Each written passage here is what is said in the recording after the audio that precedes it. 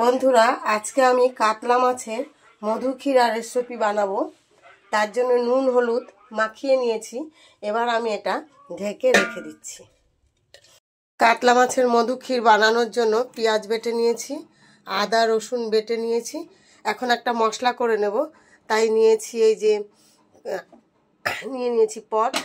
এবার টমেটো দিয়ে দিচ্ছি কাঠবাদাম আর কিশমিশ, আর দিচ্ছি চাল মগজ। এবার দেব কাঁচা লঙ্কাও দিয়ে দিলাম। এবার দিয়ে দিলাম নারকেল, এটা আমি পেস্ট করে নেব। আর কিছুটা অর্ধেক নারকেল এখানে দিলাম, আর অর্ধেক নারকেলে পেস্ট করে এই যে দুধটা বার করে নিয়েছি। আমি সব মশলাগুলি করে তারপর আমি রান্নায় আসবো।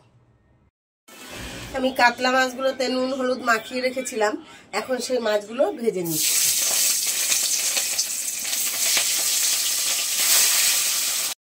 আমার মাছগুলো ভাজা হয়ে গেছে, আমি এখন তুলে নেব।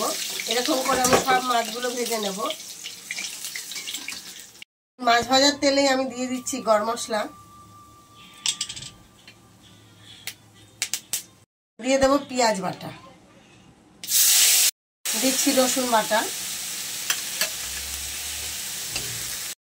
আদা বাটাটাও দিয়ে দিলাম। এবার এগুলো ভালো করে কষিয়ে নেব।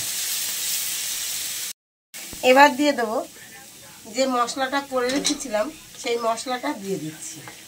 মশলাটা দিয়ে আবার কষিয়ে নেব।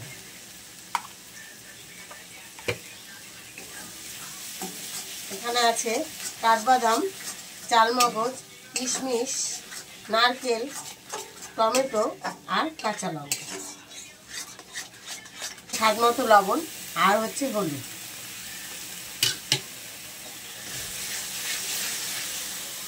যেহেতু এটা মধু ক্ষীর, সেজন্য আমি 1 চামচ মধু দিয়ে দিচ্ছি।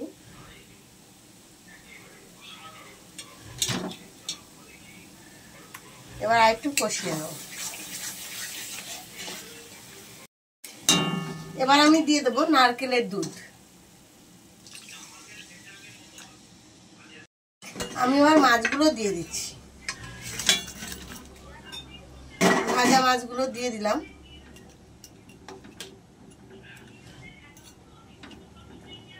এবার 15 মিনিট জাল করে নেব, তাহলেই আমার রান্না হয়ে যাবে। কাতলা মাছের মধু ক্ষীরা রেসিপি রেডি হয়ে যাবে। আমার কাতলা মাছের মধু ক্ষীরা রেসিপিটি রেডি হয়ে গেছে।